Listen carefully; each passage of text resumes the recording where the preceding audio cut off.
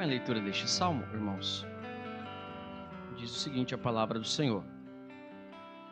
Salmo de Asaf. Com efeito, Deus é bom para com Israel, para com os de coração limpo. Quanto a mim, porém, quase me resvalaram os pés. Pouco faltou para que se desviassem os meus passos. Pois eu invejava os arrogantes ao ver a prosperidade dos ímpios, os perversos. Para eles não há preocupações. Seu corpo é sadio e nédio. Não partilham das canseiras dos mortais, nem são afligidos como os outros homens.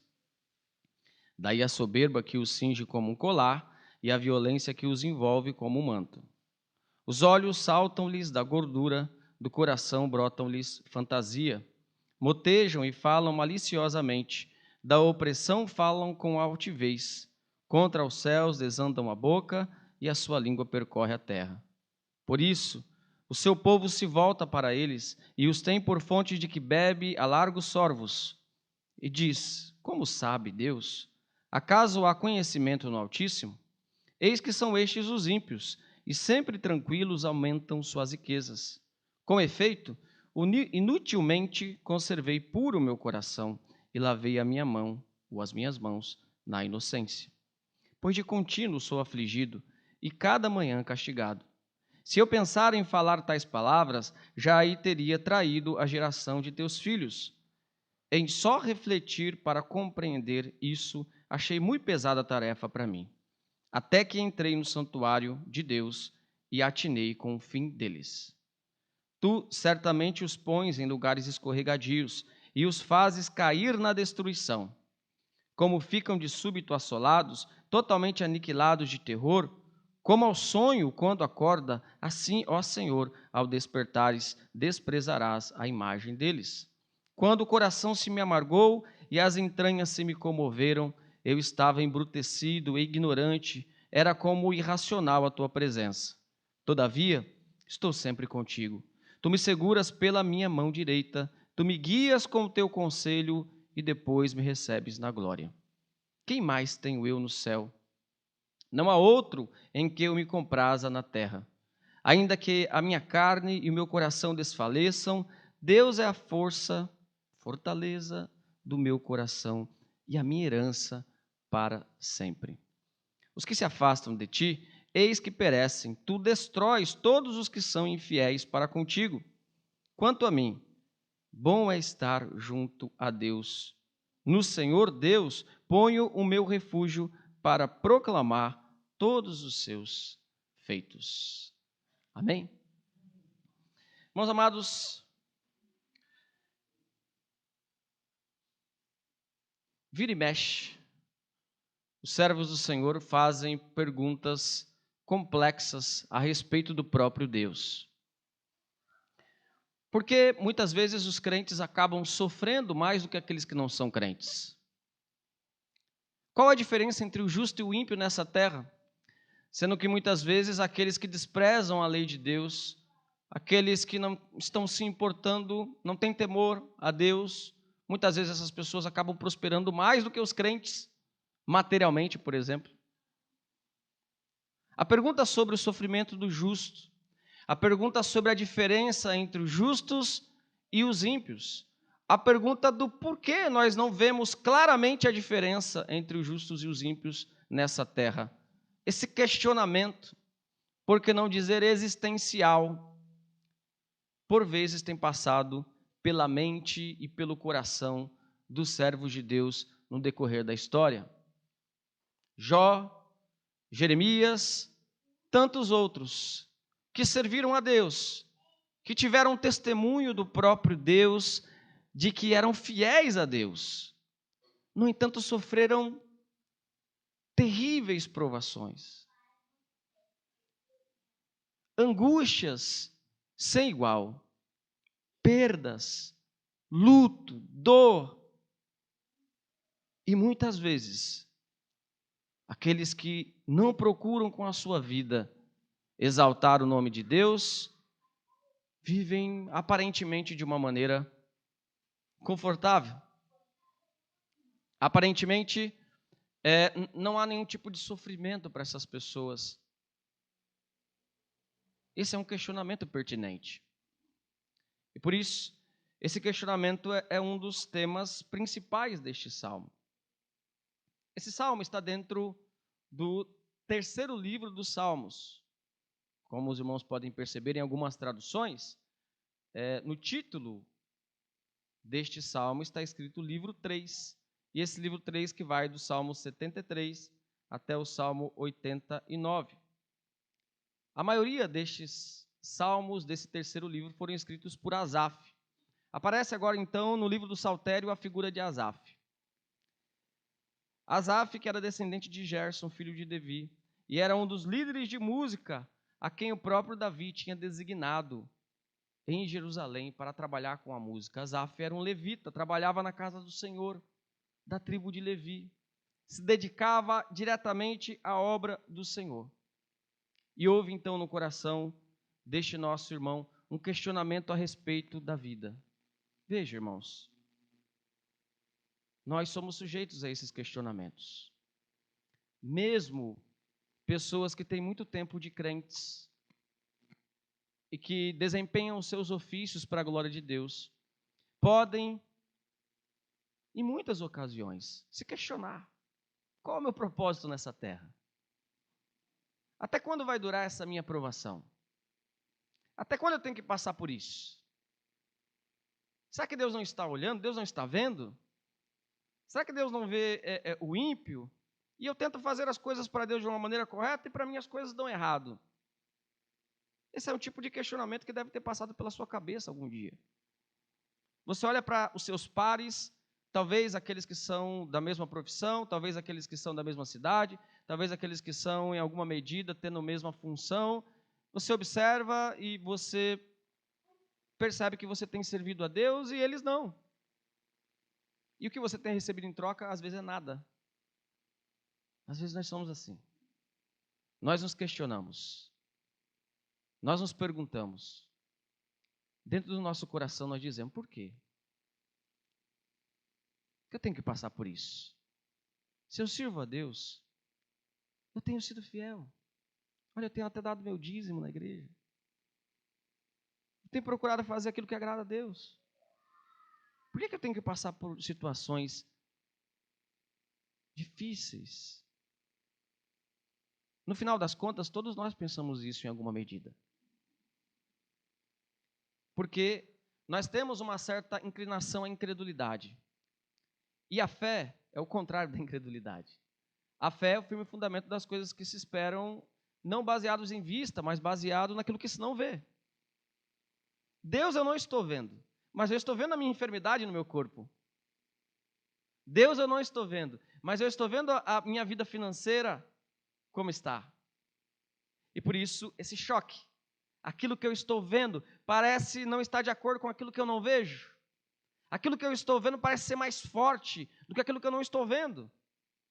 Aquilo que eu estou vendo é o sofrimento, é a enfermidade, é o luto, é a dor, é aquilo que eu queria que desse certo e não dá certo. E aquilo que eu não estou vendo é Deus, e há um choque. A minha incredulidade acaba confiando mais naquilo que eu posso ver do que naquilo que eu não vejo. Eu faço toda essa apresentação, irmãos, para descrever a situação do nosso irmãozinho aqui. Um servo de Deus, fiel a Deus, que trabalhava para a glória de Deus, pela causa de Deus no templo, e que constantemente era afligido. Talvez um tipo de enfermidade que o afligia, constantes angústias, dores, talvez uma situação até financeira. Nós não sabemos ao certo qual era o sofrimento exato de Asaf, mas nós sabemos que ele coloca em um salmo, lembremos que esse texto é um salmo, ele seria lido no templo. Imagine pegar a sua vida, uma situação em que você quase se desviou, a gente escreveu uma letra aqui, cantar na igreja, para que todo mundo saiba. Ele fez isso.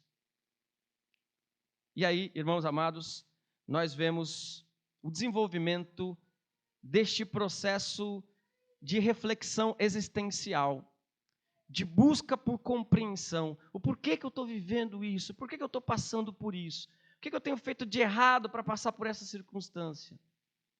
uma busca de compreensão espiritual, às vezes uma reflexão mais primária ainda.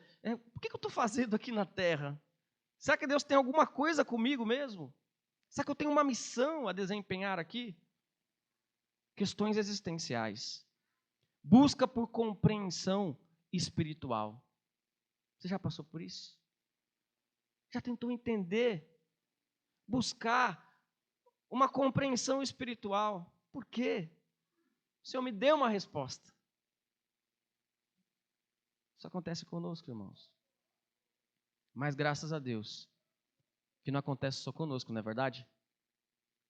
Aconteceu no passado e foi registrado nas Escrituras para que a gente pudesse ter consolação em momentos de dificuldade. Observemos então, irmãos, o processo, o caminho, a saga deste nosso irmão Asaf na busca por compreensão espiritual sobre aquilo que ele estava vivendo. Como nós podemos observar, nós temos no versículo 1 a afirmação da bondade de Deus. Veja que ele começa o salmo já afirmando que Deus é bom. Por quê? Já tinha passado a sua prova, o seu momento difícil. E ele começa o salmo dizendo: com efeito, Deus é bom para com Israel, para com os limpos de coração. Tudo já tinha passado e ele começa o salmo dessa maneira. Então nós podemos já ter o consolo no nosso coração de que se nós passarmos pelos momentos difíceis, nós poderemos provar da bondade de Deus. De que Ele é bom. Bom é Deus para com Israel, para com aqueles que são limpos de coração. Ele começa a contar então o testemunho dele. O testemunho de Asaf é que ele era uma pessoa invejosa. Ele tinha inveja dos perversos, que não tinham temor de Deus, mas prosperavam em seus caminhos. Observe como ele retrata isso, versículos 2 e 3, a sua inveja, a inveja de seu coração.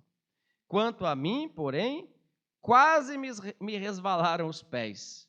Pouco faltou para que se desviassem os meus passos.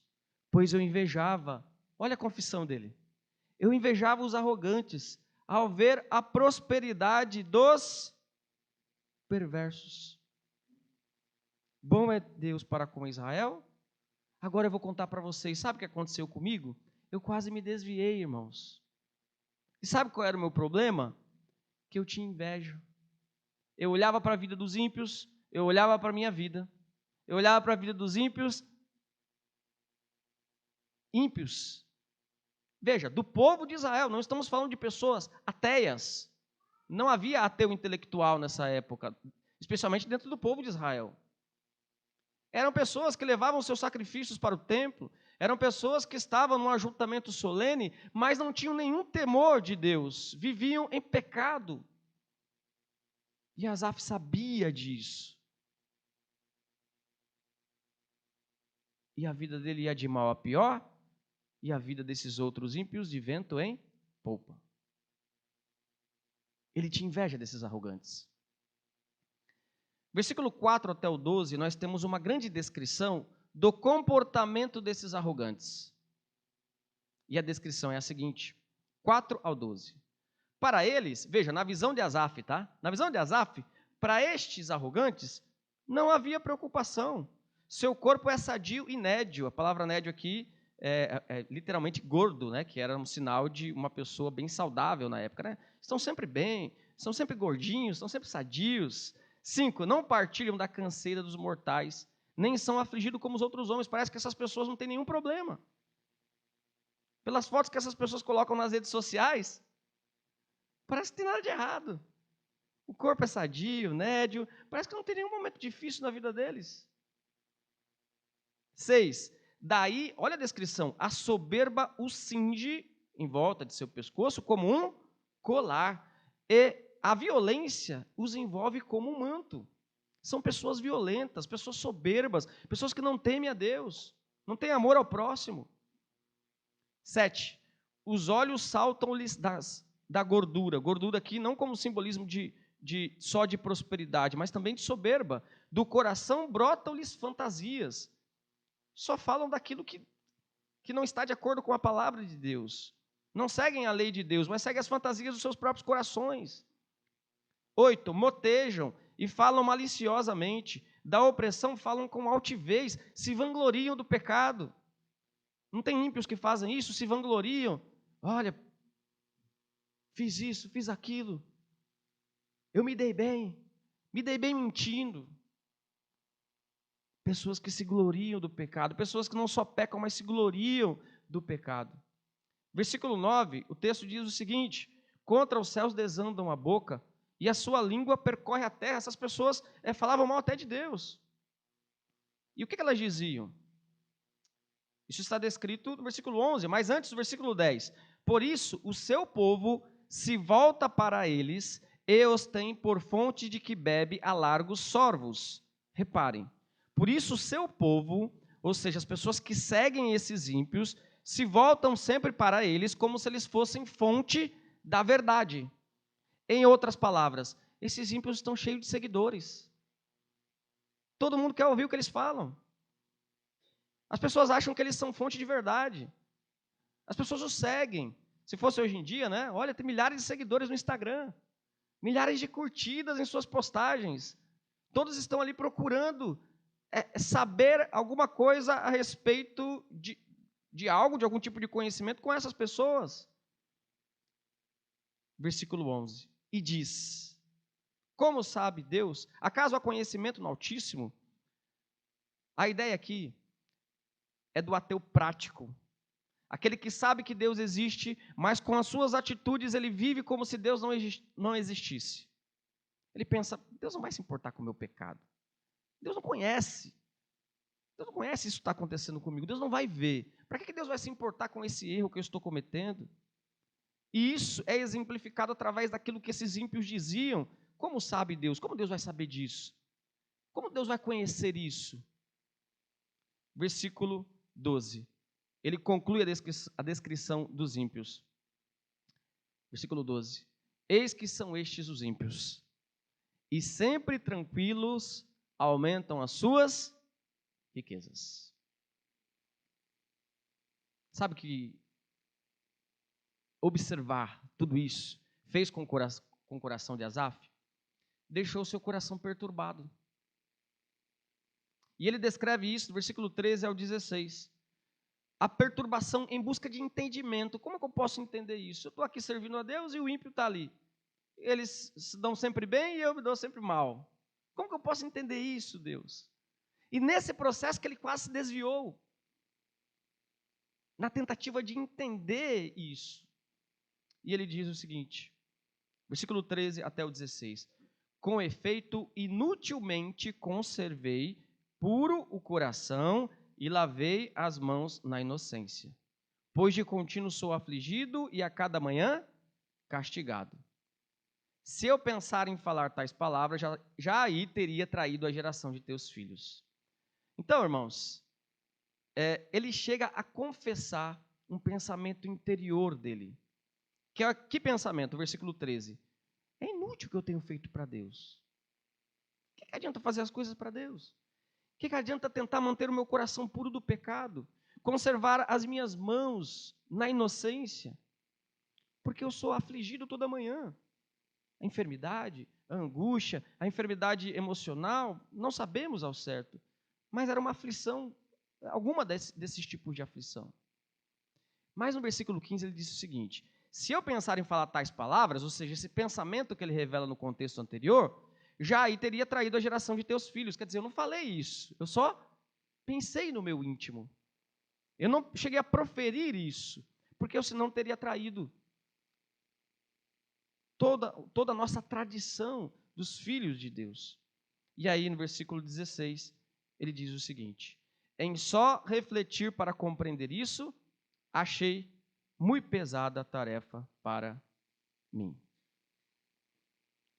Não dá para entender isso. Não dá para compreender.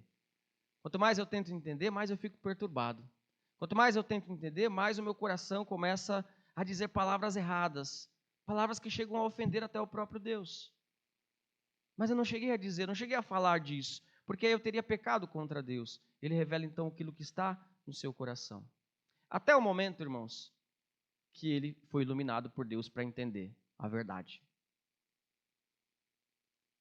E aí nós chegamos no versículo 17, que é a dobradiça deste salmo, que é a reviravolta deste salmo, que é o momento em que ele revela que Deus se revelou para ele. No versículo, então, 17, nós temos a dobradiça do salmo, que é: até que entrei no santuário de Deus e atinei, ou seja, eu me deparei, né, com o fim deles. Com o fim de quem? Dos ímpios. De alguma forma, que nós não sabemos exatamente como foi, se foi uma revelação sobrenatural, se foi um sonho que Asaf teve, nós não sabemos ao certo o que aconteceu com Asaf, mas ele começou a meditar nestas coisas. É muito provável ser verdade o que apontam alguns estudiosos, de que ele se deparou com a lei de Deus que estava no santuário, a lei de Deus mesmo, o Pentateuco, a Escritura. Porque na Escritura há promessas referentes àqueles que são ímpios. Então é muito provável, nós não sabemos exatamente como foi, que Deus tenha se revelado a Asaf através do Pentateuco, da lei. Deus tenha mostrado para ele. Deus diz para Asaf: ó, Asaf, está vendo aqui? Esse é o fim dos ímpios, a quem você está invejando agora. E aí tudo muda. O coração de Asaf então recebe essa iluminação. Deus se revela a Asaf. Ó, irmãos, é tão maravilhoso quando Deus ilumina o nosso entendimento para entender alguma coisa. Especialmente porque não conseguimos entender as verdades de Deus por nós mesmos. Não conseguimos. Por nós mesmos nós ficamos perturbados. Sim, nós temos pensamentos às vezes até pecaminosos. Por nós mesmos, deixados à nossa própria compreensão, nós somos ignorantes. Mas é tão maravilhoso quando, buscando compreender as verdades espirituais, Deus se revela a nós. Assim como fez com Asaf. Jesus Cristo disse, Mateus 11:25, por aquele tempo exclamou Jesus: graças te dou, ó Pai, Senhor do céu e da terra, porque ocultaste estas coisas aos sábios e instruídos e as revelastes aos pequeninos. Deus se revela aos seus filhos. Deus se revela aos seus filhos. E o que Deus revelou para Asaf? Agora começa um processo reverso. Se o texto começou com a declaração de que Deus é bom, e depois o testemunho de Asaf de que ele invejava os ímpios, e a descrição desses ímpios até chegar à perturbação de Asaf, tentando entender aquilo que estava acontecendo, agora o caminho é o contrário. Agora Deus se revela a Asaf. E a partir da lei do Senhor, ele começa a entender aquilo que ele não entendia na metade anterior do Salmo. Versículo 18 até o versículo 20. Deus revela então o fim dos ímpios. Sabe qual é o fim dos ímpios, irmãos? Versículo 18 até o 20, observe. Tu certamente os pões, os ímpios, em lugares escorregadios e os fazes cair na destruição. Como ficam de súbito assolados, totalmente aniquilados de terror, como ao sonho, quando se acorda, assim, ó Senhor, ao despertares, desprezarás a imagem deles. O Senhor vai julgar o ímpio. Versículo 18, a figura aqui, uma figura assustadora, diria eu, de Deus colocando o ímpio em um lugar escorregadio, para que o ímpio possa tropeçar. Chamamos isso de doutrina da reprovação. Deus fazendo com que aqueles que não são eleitos sigam o seu caminho de reprovação. Numa linguagem talvez mais atual, Deus dando corda para o ímpio. Tá bom, você quer viver na impiedade? Vive então. Vai. Viva na impiedade. Siga o seu próprio coração. Siga o seu próprio caminho. Vai, deslize por esse caminho terrível, esse caminho de pecado. Continue andando nisso. Se afogue nisso. Se afogue nos seus pecados. Se afogue naquilo que você pensa que é correto. Vai, siga a sua vida de piedade, de soberba. É Deus dizendo, vai. Siga o seu caminho. Continue fazendo isso. Deus deu essa revelação para Asaf. Olha que coisa terrível. É a doutrina da reprovação. Deus há de julgar os ímpios. Deus há de julgar as pessoas que não se arrependerem, irmãos, dos seus pecados. Asaf aprendeu aqui, e nesse processo, né, deste salmo que nós estamos vendo ainda, que as aflições não são um sinal, veja, irmãos, as aflições não são um sinal do desfavor de Deus. Às vezes as aflições são um favor de Deus. Assim como a prosperidade financeira ou física, às vezes não são sinal do favor de Deus, mas são um sinal de desfavor de Deus.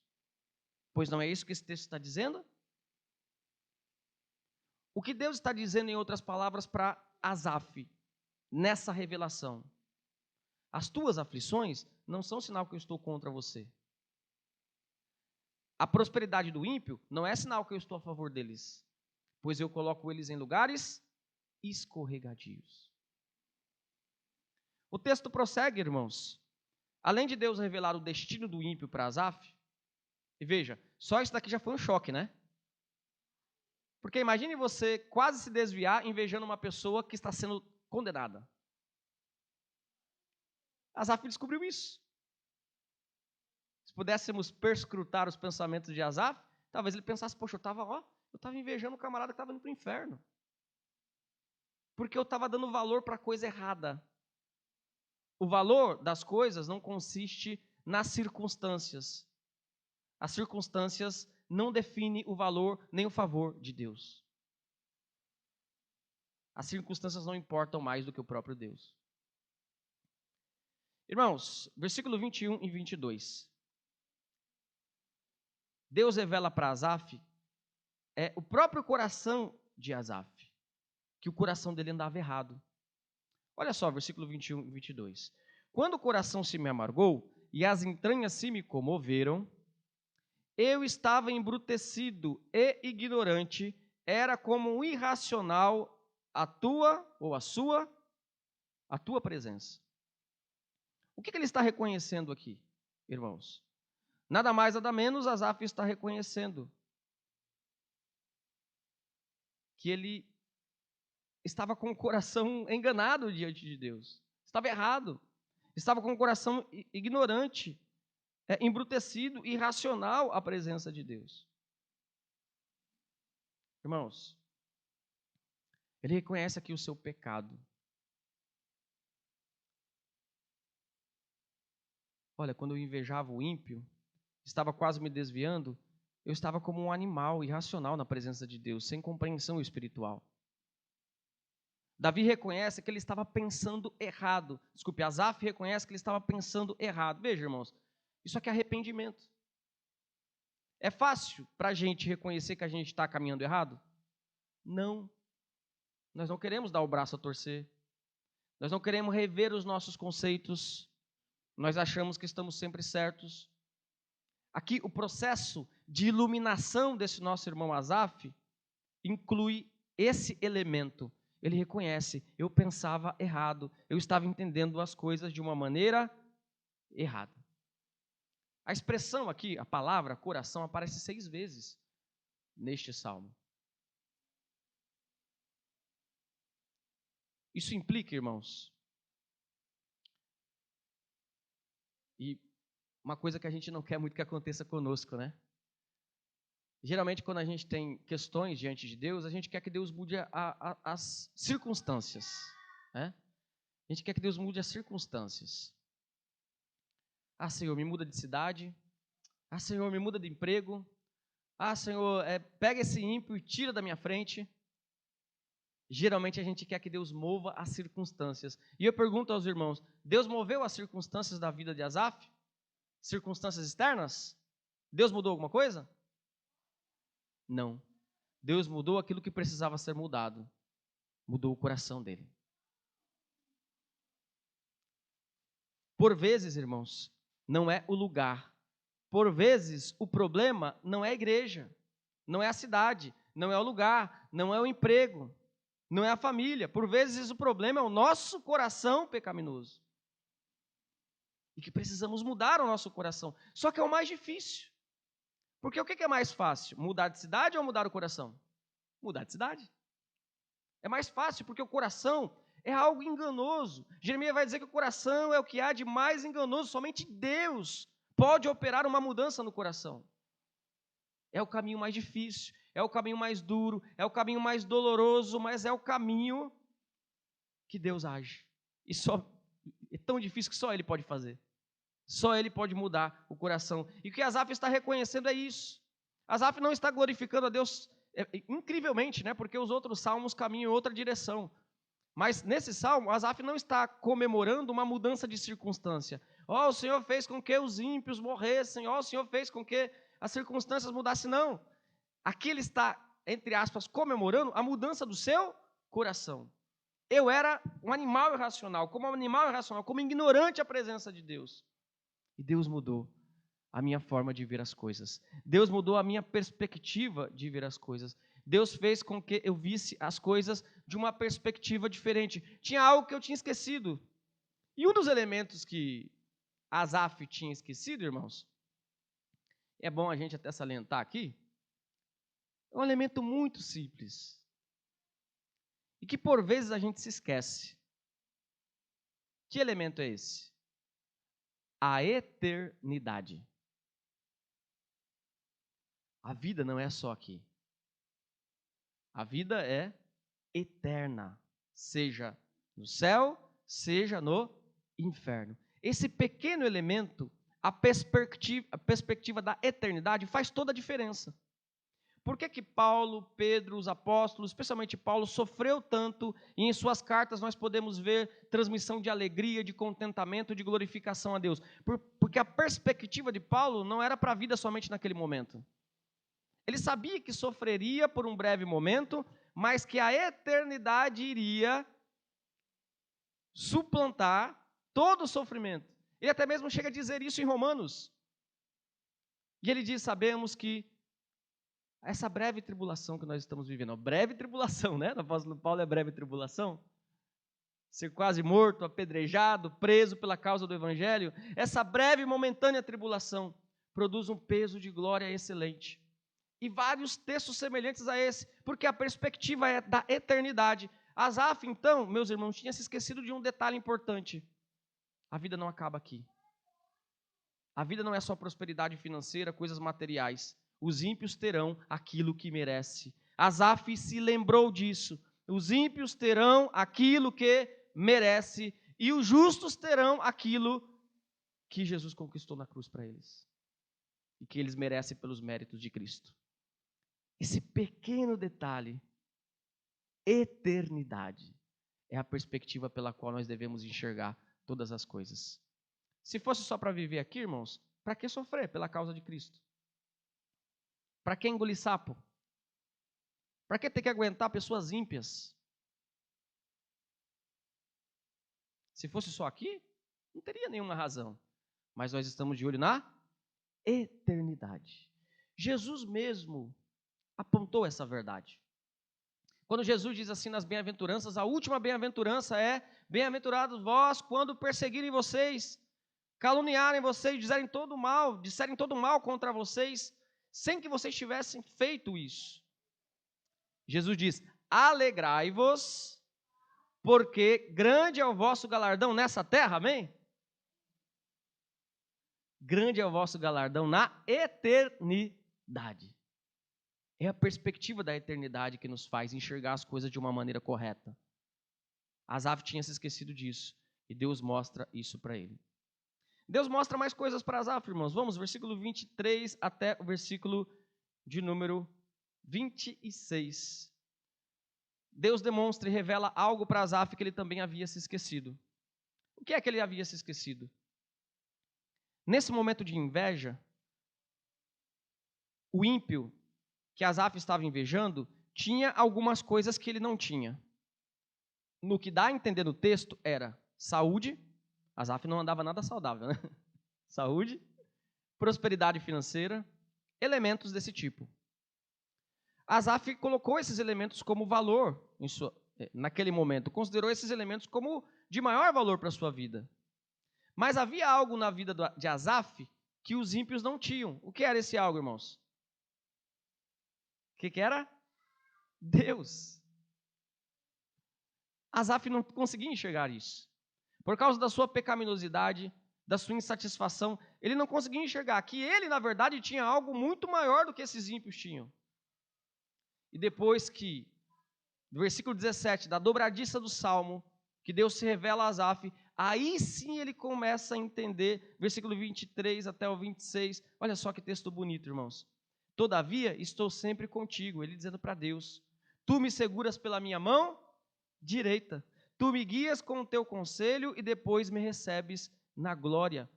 Pode ser uma referência à vida eterna aqui, né? Coisa que Asaf estava ignorando no contexto anterior. Versículo de número 25. Olha só, meus irmãos, 25 e 26, que texto maravilhoso. Que conclusão maravilhosa que Asaf chega, irmãos. 25. Quem mais tenho eu no céu? Não há outro em que eu me compraza na terra. Ainda que a minha carne, meu físico e o meu coração, o meu emocional desfaleçam, Deus é a fortaleza do meu coração e a minha herança para sempre. Que diferença da água para o vinho. Ele não enxergava que o maior valor dele era Deus. Agora ele diz que não há nada que lhe dê mais valor do que o próprio Deus. Ele não enxergava que Deus era a herança dele. Agora ele usa a palavra herança, em sentido material, se referindo a Deus. Deus é a fortaleza do meu coração e a minha herança para sempre. Antes ele colocava o valor em uma estabilidade emocional e física. Agora ele diz, olha, ainda que o meu físico, a minha carne e o meu emocional, o meu coração vá de mal a pior, Deus é a força do meu coração. Asaf passa então de uma visão antropocêntrica e materialista da vida para uma visão teocêntrica. Deus é aquilo que é mais importante para mim. Não vemos isso na vida daquele que tem um encontro com Jesus Cristo? Não é isso que Jesus disse na famosa parábola da pérola de grande valor? Que Jesus compara o reino de Deus a um homem que buscava pérolas boas. Assim como todo homem, toda mulher busca coisas boas na vida, um bom casamento, uma boa casa, um bom carro e assim por diante. Mas que tendo achado uma pérola de real valor, que é Jesus Cristo, que é o reino de Deus, vai e vende tudo que tem para conseguir essa pérola, ou seja, abrir mão das outras coisas. Asaf entendeu que aquilo que nós temos de mais precioso é o próprio Deus, é o Senhor Jesus Cristo. Outro irmãozinho nosso do passado, apóstolo Paulo, em uma de suas cartas que ele escreve da prisão, Filipenses capítulo 4, ele vai dizer que ele aprendeu isso. Ele aprendeu a não se satisfazer nas circunstâncias, mas a se satisfazer em Deus. E ele diz, aprendi a viver contente em toda e qualquer situação, a ter fartura ou escassez, e o famoso versículo de número 13, posso todas as coisas naquele que me fortalece. Ele aprendeu que o valor das coisas não está nas circunstâncias, mas no Deus, no Senhor de todas as coisas. O Salmo termina, meus irmãos, versículos 27 e 28, dizendo o seguinte: os que se afastam de ti, eis que perecem, tu destrói todos os que são infiéis para contigo. Agora ele tinha certeza, né? Agora ele tinha essa convicção. E o versículo 28, os irmãos podem ler, por favor?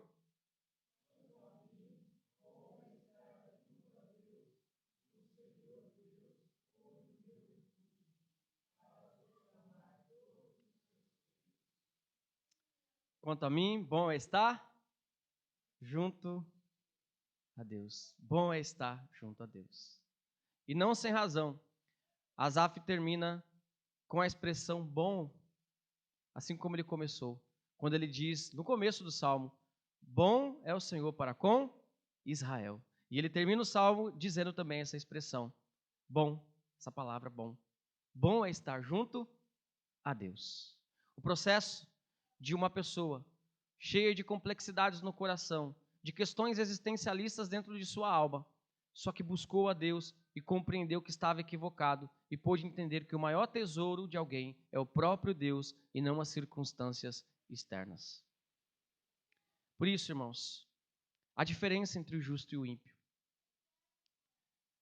Provavelmente não veremos essa diferença nessa terra, mas um dia veremos, naquele grande dia do juízo. Por isso, aprendemos também que condições financeiras e bem-estar não são tudo nessa vida. Pelo contrário, são detalhes da nossa existência. O mais importante é invisível aos olhos. Já dizia quem escreveu O Pequeno Príncipe, né? A maioria dos nossos problemas, aprendemos também, que não está nas circunstâncias, mas está no nosso próprio coração que precisa ser mudado. E nós aprendemos também que não há nada mais importante do que a própria presença de Deus. Se temos Deus, temos